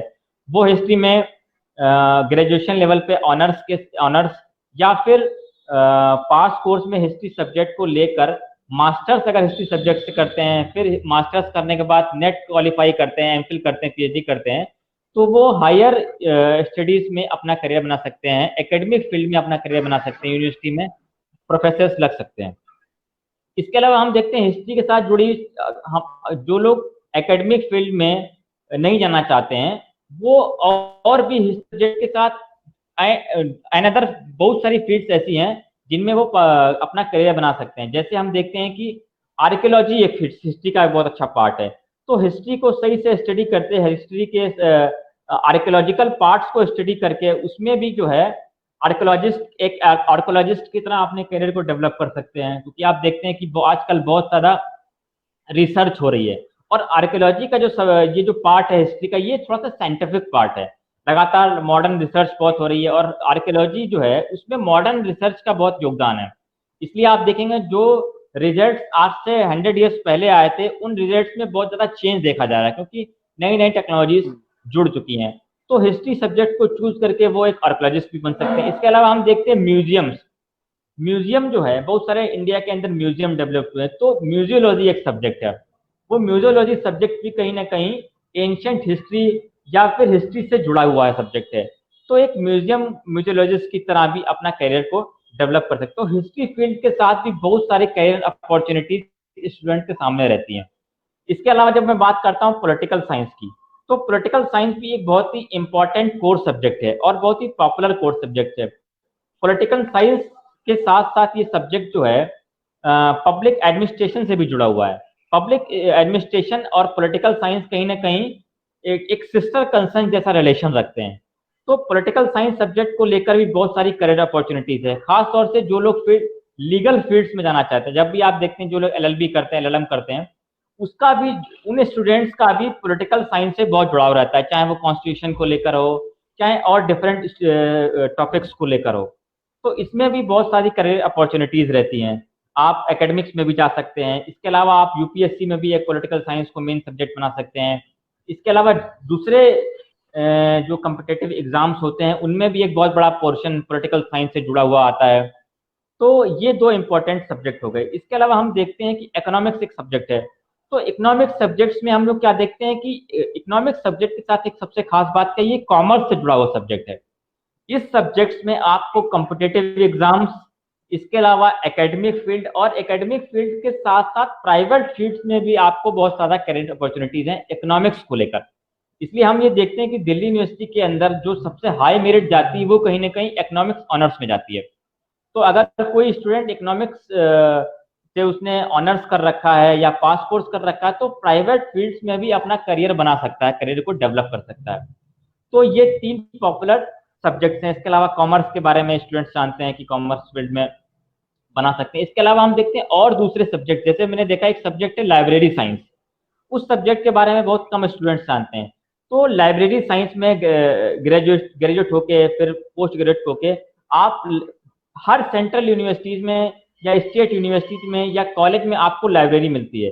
तो लाइब्रेरी के अंदर भी बहुत बड़ा स्टाफ होता है, एक चीफ लाइब्रेरियन होता है, सपोर्टिव लाइब्रेरियन होता है, एसोसिएट लाइब्रेरियन होता है और बहुत सारे स्टाफ होते हैं। तो हम ये देखते हैं कि लाइब्रेरी साइंस अच्छा सब्जेक्ट है प्रोफेशनली या कहें कि जॉब ओरिएंटेशन के हिसाब से। तो उस सब्जेक्ट में भी स्टूडेंट्स करियर बना सकते हैं। ऐसे ही बहुत सारे डिफरेंट सब्जेक्ट्स हैं जिनको चूज करके आप जो है अपना करियर, और ये मैं बात कर रहा हूँ केवल दिल्ली यूनिवर्सिटी की नहीं, ये किसी भी यूनिवर्सिटीज में इन कोर्सेज के आधार पे, इन सब्जेक्ट्स के आधार पे आप अपना करियर डेवलप कर सकते हैं। आशीष जी, लैंग्वेज कोर्स का स्कोप जो एक नया खुलता जा रहा है, लैंग्वेज कोर्स में दिल्ली विश्वविद्यालय की भूमिका को किस तरीके से आप देखते हैं? क्योंकि और जगह बहुत ही कम ऐसी यूनिवर्सिटीज हैं भारत में जो लैंग्वेज कोर्सेज स्पेशली फोकस होके हिंदी लैंग्वेज, इंग्लिश लैंग्वेज या फॉरेन लैंग्वेज को भी साथ में लेके चलती है। हाँ, बहुत अच्छी प्रश्न किया आपने। ये जो लैंग्वेज को लेकर बात की आपने, लैंग्वेज को लेकर भी दिल्ली यूनिवर्सिटी के अंदर बहुत सारे कोर्सेस हैं और खास तौर से जो कोर्सेस हैं वो डिप्लोमा बेस्ड हैं। आपको शॉर्ट टर्म डिप्लोमा करके जो है आपको पर्टिकुलर लैंग्वेज में आप डिप्लोमा करेंगे तो उसमें भी उससे क्या है आपको अपना एक एक्स्ट्रा करिकुलर एक्टिविटीज की तरह ही आपको करियर अपॉर्चुनिटी आपको मिलेगी। तो हम ये देखते हैं, पहले तो बात करते हैं हम लोग ट्रेडिशनल लैंग्वेज कोर्सेज, उसमें संस्कृत लैंग्वेज है, हिंदी को लेकर डिप्लोमा है, इसके अलावा बुद्धिस्ट स्टडीज में पाली को लेकर डिप्लोमा है। तो हम ये देखते हैं कि कई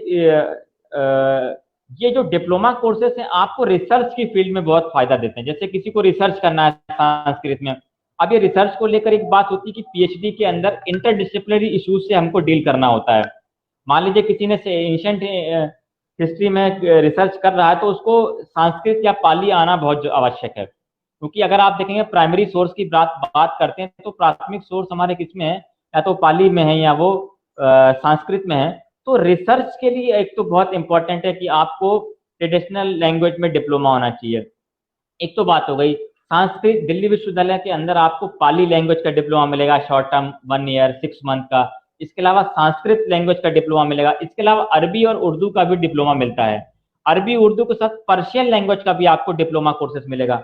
तो Sanskrit, Hindi, Buddhist studies, Persian, Arabic और उर्दू, जी इन लैंग्वेजेस का मिलेगा। इनके साथ साथ आपको फॉरेन लैंग्वेज के बहुत सारे आपको डिप्लोमा कोर्सेज के अपॉर्चुनिटी आपको दिल्ली यूनिवर्सिटी में मिलती है, जैसे कि फ्रेंच है, रशियन है, स्पेनिश है। इन लैंग्वेजेस को लेकर भी जो है डिप्लोमा कोर्सेज की अपॉर्चुनिटी दिल्ली यूनिवर्सिटी प्रोवाइड करती है। तो आप देखते हैं कि हम लोग शॉर्ट टर्म डिप्लोमा कोर्सेज में कम टाइम में ही आपको एक करियर स्किल मिल जाता है, एक स्किल मिली जो लैंग्वेज कोर्सेज कहीं ना कहीं आपको एक स्किल प्रोवाइड करती हैं।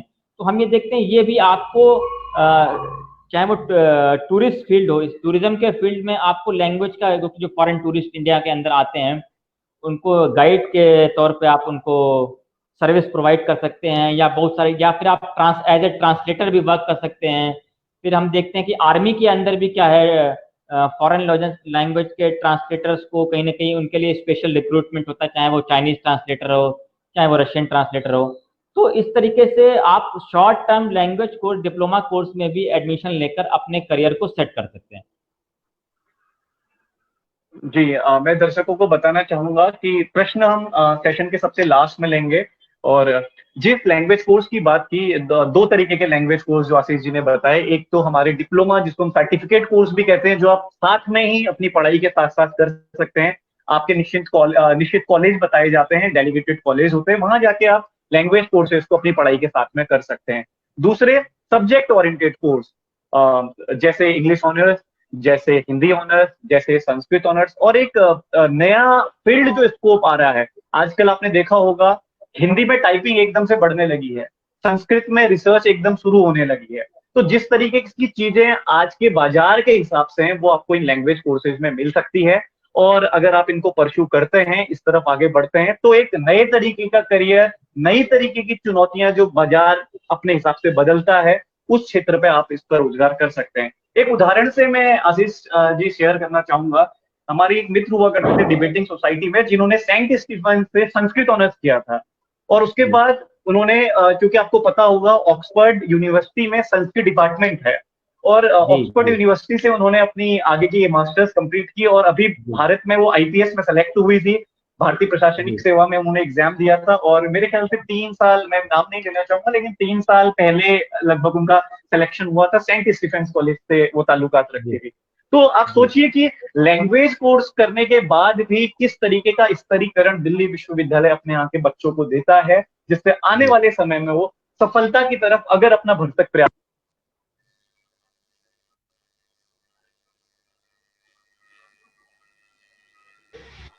चाहूंगा, सबके कोर्सेज में किस तरीके का स्कोप और किस तरीके की अपॉर्चुनिटी दिल्ली यूनिवर्सिटी में। माफ कीजिए कि आपका माइक कट गया था, तो अपने प्रश्न को आप दोबारा से रिपीट करें। आपको मेरी आवाज आ पा रही है आशीष जी? अब आ रही है आपकी आवाज। मेरा सवाल ये है, मेरा बैटरी शायद उसकी ब्लूटूथ डिवाइस की खत्म हो चुकी है। मेरा सवाल आपसे ये है कि साइंस कोर्सेज में किस तरीके के अवसर दिल्ली विश्वविद्यालय अपने बच्चों के लिए प्रदान करता है? बिल्कुल, साइंस को लेकर भी दिल्ली यूनिवर्सिटीज के अंदर बहुत अच्छे कोर्सेज चलते हैं, चाहे वो ऑनर्स को लेकर हो या फिर और दूसरे सब्जेक्ट्स हैं। उसमें आपको बीएससी फिजिक्स ऑनर्स मिलेगा, कंप्यूटर साइंस है, नैनो साइंस है, बहुत सारे सब्जेक्ट साइंस को लेकर भी आपको मिलते हैं। तो साइंस को लेकर भी जो है दिल्ली यूनिवर्सिटी के अंदर कई कोर्सेस हैं जिनमें आप एडमिशन लेकर अपना करियर बना सकते हैं। और साइंस को में इन फ्यूचर रिसर्च को लेकर भी हम लोग देखते हैं क्या बहुत अच्छी अपॉर्चुनिटीज़ हैं। यहाँ पे बहुत अच्छी लैब्स हैं, इसके अलावा बहुत सारे अच्छी फैकल्टीज़ हैं जिनका कहीं ना कहीं वर्ल्ड क्लास यूनिवर्सिटी से उनका रिलेशन है, वो लगातार वहाँ पे रिसर्च के लिए जाते हैं और वहाँ के सेमिनार्स में जाते हैं। तो उन फैकल्टीज से आपको पढ़ने का अवसर मिलेगा। तो ये भी एक बहुत अच्छी बात है, यहाँ पे एक अच्छी अपॉर्चुनिटी स्टूडेंट्स को है जो लोग साइंस में अपना करियर बनाना चाहते हैं।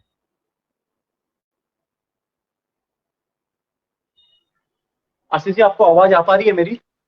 जी, आपकी आवाज़ क्लियर है। हाँ, हाँ, मेरे साथ अभी अब मैं हालांकि उनके साथ एक डिफरेंट सेशन में करने वाला हूँ। सचिन बतार भी जुड़े हुए हैं दिल्ली विश्वविद्यालय में, और साइंस के फील्ड में रिसर्च में किस तरीके से काम हो सकता है, सचिन भी पुणे में है, वो भी हमारे साथ जुड़े हुए हैं। और बहुत सारे 2-3 और मेरे अन्य फ्रेंड हैं, नकुल आशीष जुड़े हुए हैं, और उन्होंने भी कुछ बातें लिखी हुई है साइंस फैकल्टी के लिए। साइंस में रिसर्च के फील्ड में मैं एक चीज जोड़ना चाहूंगा कि अभी विश्व की जितनी बड़ी प्रसिद्ध और अच्छी विश्वविद्यालय हैं, वहां दिल्ली यूनिवर्सिटी के स्टूडेंट्स को साइंस के फील्ड में आप रिसर्च में देख सकते हैं, और दिल्ली विश्वविद्यालय द्वारा काफी समर्थन दिया जाता है। चाहे रिकमेंडेशन की बात हो, चाहे फेलोशिप की बात हो, यहाँ के स्टूडेंट एक्सचेंज प्रोग्राम के तहत हमारे कई विद्यार्थी बाहर जाते भी हैं साइंस फैकल्टी के बाद। कुल मिला के आपको क्या लगता है आशीष जी कि किस तरीके का एक वातावरण दिल्ली विश्वविद्यालय अपने बच्चों को दे रहा है, जिससे अलग अलग क्षेत्र में लोग सफलता को प्राप्त कर पा रहे हैं? क्या वो मुख्य बिंदु हैं जिसके आधार पर हम ये कह सकते हैं नए सामने खुल रहे हैं?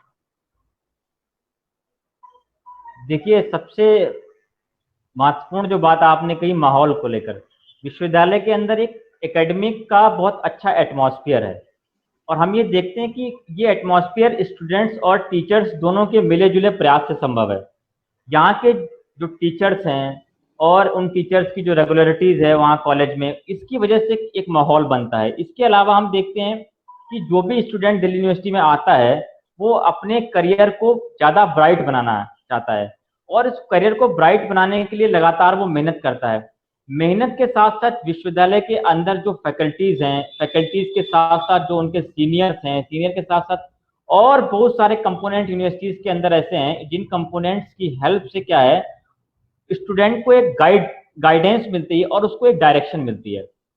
तो यहाँ पे हम देखते हैं कि डिफरेंट फील्ड्स में, चाहे वो एकेडमिक फील्ड हो, चाहे वो स्पोर्ट की फील्ड हो, चाहे वो ड्रामा की फील्ड हो, चाहे वो डिबेटिंग फील्ड हो, चाहे वो एक्टिविज्म की फील्ड हो, हर फील्ड के लेकर यहाँ पर एक माहौल है।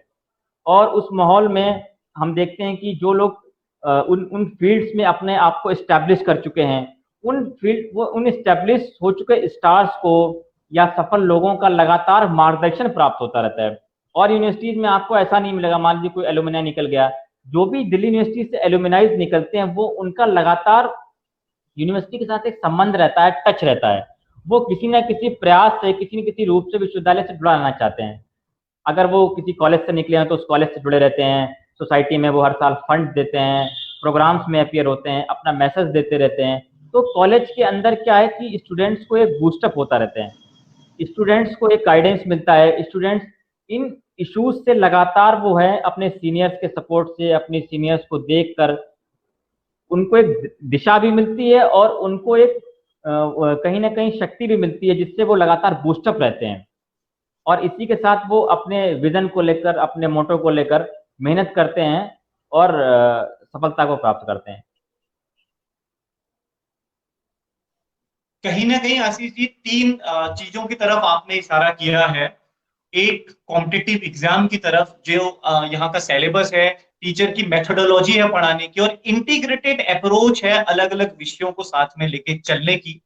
पहली, अगर आप रिसर्च के फील्ड में जाना चाहते हैं, आपके पास रिसर्च के लिए नए नए अवसर हैं जहां आपको बड़े योग्य प्रोफेसर्स के नेतृत्व में आप अपना काम करते हैं। और तीसरा, अगर आप अपनी हॉबीज को कंटिन्यू करना चाहते हैं, अगर आप एक अच्छे फील्ड में किसी भी हॉबी के अपने फील्ड को, चाहे वो फोटोग्राफी हो, चाहे म्यूजिक हो, चाहे डांसिंग हो, चाहे सिंगिंग हो, किसी भी फील्ड को अगर आप लेके आगे चलना चाहते हैं तो 3 तरीके के अवसर हमारे यहाँ दोनों फैकल्टी के बच्चों के लिए, चाहे वो आर्ट्स फैकल्टी हो, चाहे वो साइंस हो, और तीसरी जो हम प्राय ह्यूमैनिटीज के साथ ही जुड़ के चलते हैं, कॉमर्स फैकल्टी के लिए भी इस तरीके के 3 लोगों के अवसर हमारे यहाँ दिखते हैं। आशीष जी, टीचर्स की हालांकि सभी गुरुजन जितने भी होते हैं, हर कोई अपना अपना एक प्रयास, भरसक प्रयास देता ही है, चाहे वो भारत की किसी भी यूनिवर्सिटी में हो, लेकिन कहीं ना कहीं दिल्ली विश्वविद्यालय के टीचर के साथ में एक अलग सा कल्चर की बात की जाती है, जहां सड़क पे एक्टिविज्म की शुरुआत स्टूडेंट के साथ कंधे से कंधा मिला के टीचर्स करते हैं। तो ऐसे में कहीं ना कहीं ये चीजें भी लाइफ के प्रति या हमारे कॉन्स्टिट्यूशन में लिखे एक आदर्श नागरिक की तरफ बढ़ने की तरफ इशारा करती है, और जिससे कहीं ना कहीं करियर में भी मदद मिलती है। हाँ, ये एक बहुत बड़ी बात है कि विश्वविद्यालय के छात्र और शिक्षक दोनों समसामयिक मुद्दों पर लगातार जागरूक रहते हैं। कई आप ऐसे विषय देखेंगे, चाहे वो राजनीति से जुड़े हुए हों, चाहे वो सामाजिक विषयों से जुड़े हुए हों, उनमें शिक्षकों की लगातार भागीदारी रहती है। अगर कोई विरोध करने का विषय है, अगर कोई ऐसा विषय है जिसका विरोध होना चाहिए, तो दिल्ली विश्वविद्यालय के शिक्षक सड़क पर उतरकर फील्ड में आकर उसका पूरी मुखरता से विरोध करते हैं। तो इसके साथ तो इससे हम लोग देखते हैं कि एकेडमिक फील्ड में केवल क्लास में स्टूडेंट्स को पढ़ाना ही एक रिस्पॉन्सिबिलिटी नहीं है, हमारी एक सोशल रिस्पॉन्सिबिलिटीज भी है। सोशल रिस्पॉन्सिबिलिटीज की मतलब क्या है कि जो देश के अंदर हो रहा है, जो भी गतिविधि, अगर कोई अच्छा काम हो रहा है तो हमें उसको अप्रिशिएट करना है, अगर कोई खराब बात है तो हमें उसका आगे आकर विरोध करना है। अगर कई ऐसे इश्यूज होते हैं जिन पे हमें क्या करना है, ना विरोध करना है ना उसका समर्थन करना है, हमें उसमें डायरेक्शन देना है कि हम क्या डायरेक्शन दे सकते हैं, क्या बेहतर हो सकता है, चाहे वो आर्थिक विषय को लेकर हो, चाहे वो राजनीतिक चिंतन को लेकर हो, चाहे वो सामाजिक विषय को लेकर हो। इसीलिए आप देखते हैं कि जितने भी पॉपुलर न्यूज़पेपर्स हैं, उन न्यूज़पेपर्स में आपको ज़्यादातर आर्टिकल्स जो हैं वो दिल्ली यूनिवर्सिटीज़ के टीचर्स के मिलेंगे, चाहे वो इकोनॉमिक इश्यूज पर हों, चाहे वो पॉलिटिकल इश्यूज पर हों, चाहे वो डिफेंस के इश्यूज पर हों।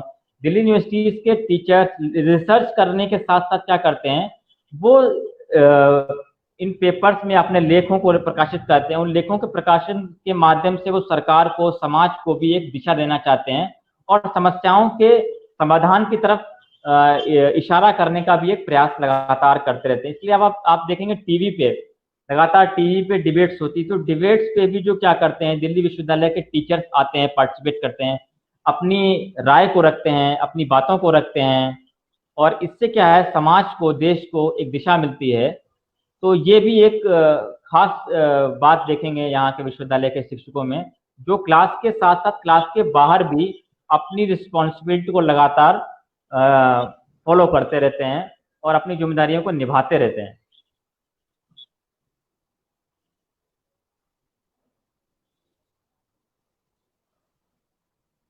आशीष जी, आपको आवाज आ रही है मेरी? जी, आवाज आ रही है आपकी। जी बिल्कुल, आपने जो बात कही कि एक टीचर का, एक प्रोफेसर का रोल, जो हमारी ट्रेडिशनल एक गुरु शिष्य की परंपरा थी, उससे एक पायदान आगे जाके हम देखें तो कहीं ना कहीं दिल्ली विश्वविद्यालय के शिक्षक का निजी जीवन में भी एक बहुत ज्यादा फर्क रहता है, आपके विचारों में एक बहुत फर्क रहता है, एक जिसको हम कहें वे ऑफ लाइफ बताने में अपने अनुभवों से वो अपना भरसक कोशिश करता है। और कहीं ना कहीं यह भी एक कारण है कि दिल्ली विश्वविद्यालय में प्रवेश अगर आप लेते हैं तो आप इन सब चीजों के फायदे में जरूर रहेंगे। जी,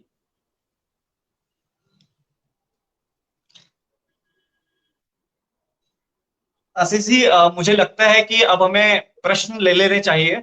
अगर हमारे कोई साथी अलग अलग, क्योंकि बहुत सारे लोगों ने स्क्रीन भी अपने अपने उसमें शेयर की है, मैं हमारे साथ जुड़े लता उपाध्याय जी, विवेक वत्स सर, हमारे लॉयर साहब ओमकार जी, सत्यम, हमारी बहुत अच्छी आज के तारीख में मीडिया में काम कर रही दीप्ति, एहसान, अनुराग, नकुल आशीष पंत, हमारे पिथौरागढ़ से ताल्लुकात रखते हैं, राहुल, सुशील, विशाल, सचिन, अभिषेक, रोमित, सबका मैं बहुत बहुत आभार व्यक्त कर रहा हूं कि जिस तरीके के आप कमेंट हमें मोटिवेट करते जा रहे हैं, और ये सफर आगे भी जारी रहेगा।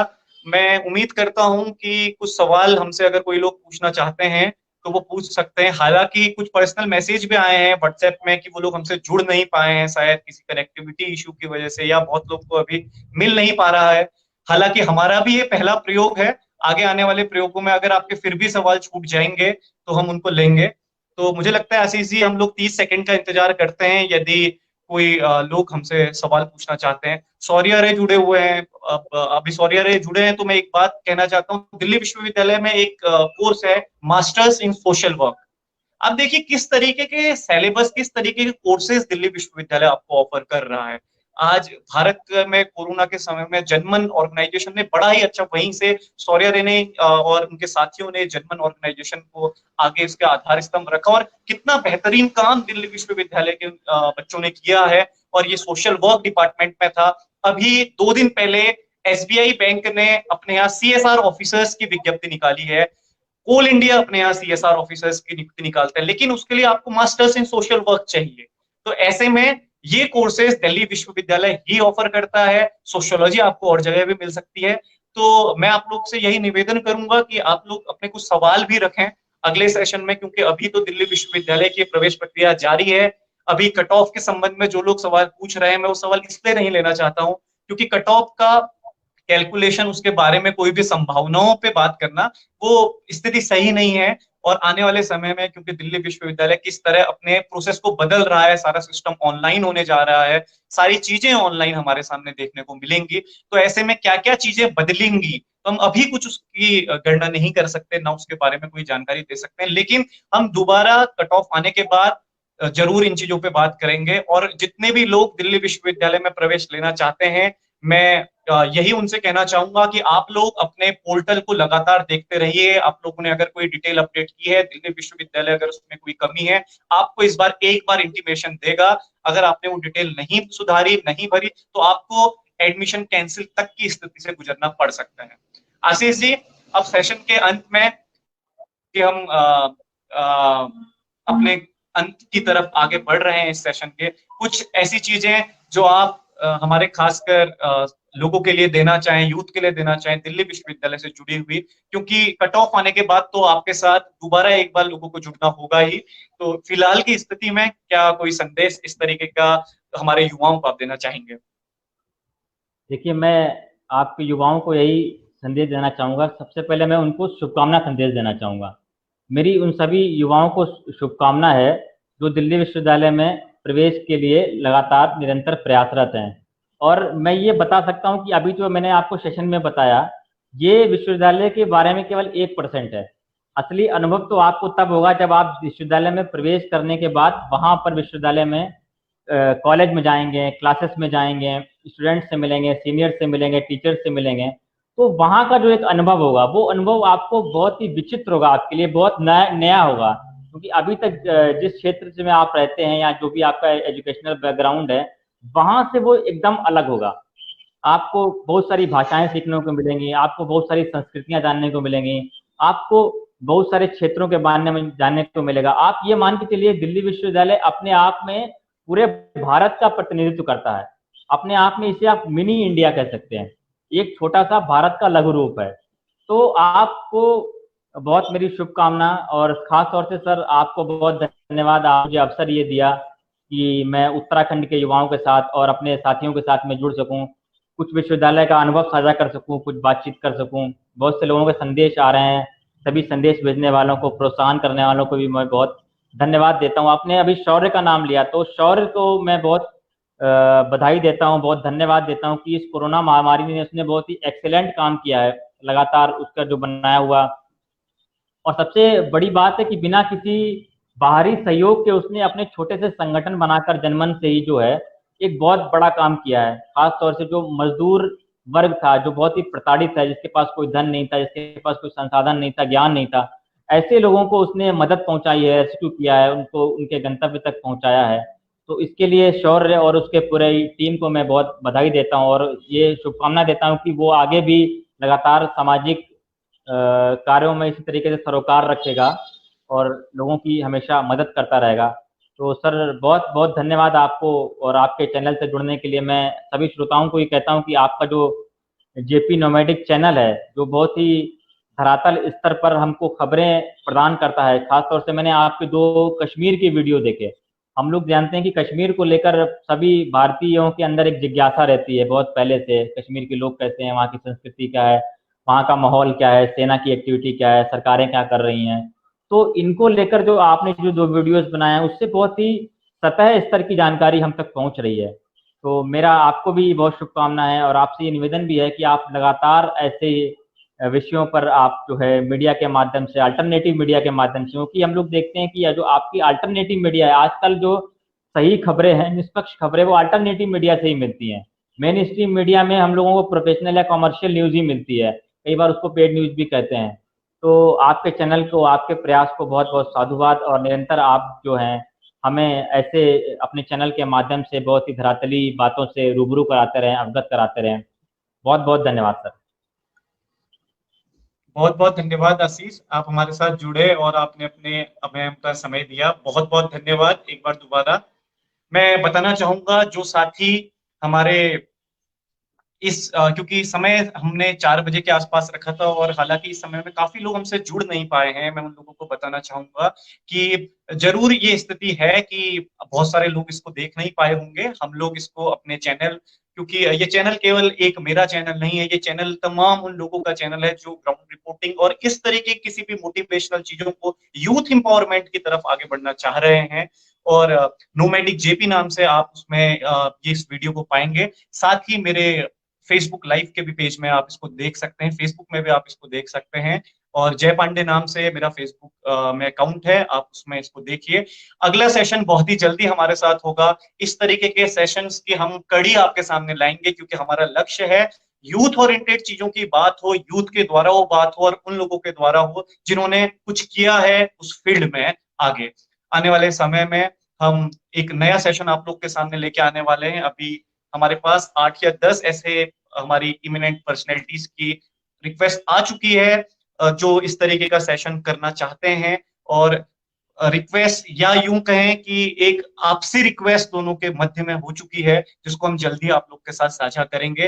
देखते रहिए जय पांडे को फेसबुक लाइव में, और नोमैडिक जेपी हमारे चैनल को आप देखें, उसमें आपको लिंक मिलेगा। दिल्ली विश्वविद्यालय में एडमिशन लेने वाले विद्यार्थी किसी भी तरीके की दिक्कत का अगर सामना करें, वो पर्सनली मुझे मैसेज कर सकते हैं। साथ ही में ये आज का जो सेशन विशेष रूप से उत्तराखंड के पिथौरागढ़ जिले के लिए रखा गया था और उत्तराखंड के अलग प्रांतों के लिए रखा गया था। उसके साथ ही भारतवर्ष के अलग अलग हिस्सों से अभिषेक को मैं देख पा रहा हूँ, शायद उत्तर प्रदेश में अभी है।